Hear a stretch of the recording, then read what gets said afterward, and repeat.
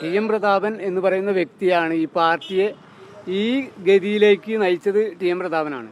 കഴിഞ്ഞ 2 നിയമസഭാ പ്രാവശ്യം നാട്ടികയിൽ മത്സരിക്കുകയും അവിടെ പാർട്ടിയെ ഇല്ലാതാക്കുകയും അതിനുശേഷം കൊടുങ്ങല്ലൂരിൽ മത്സരിക്കുകയും കൊടുങ്ങല്ലൂരിൽ പാർട്ടിയെ ഇല്ലാതാക്കുകയും ഇപ്പോൾ തൃശ്ശൂർ ലോക്സഭാ മണ്ഡലത്തിൽ മത്സരിക്കുകയും ആ പാർട്ടിയെ ഇല്ലാതാക്കിക്കൊണ്ടിരിക്കുന്നു.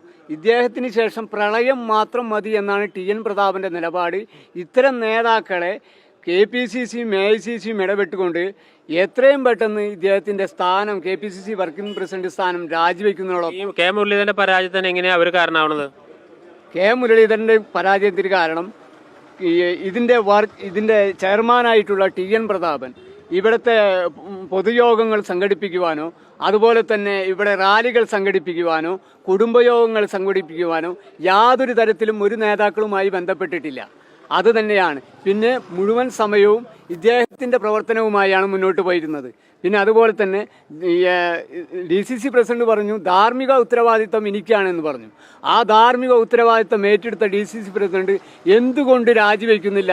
അതുകൊണ്ട് DCC പ്രസിഡന്റ് ഉൾപ്പെടെയുള്ള ആളുകൾ രാജിവെച്ച് ഇവിടുത്തെ കോൺഗ്രസ് പ്രവർത്തകരുടെ മാനം കാക്കണമെന്ന് അഭ്യർത്ഥിക്കുകയാണ്.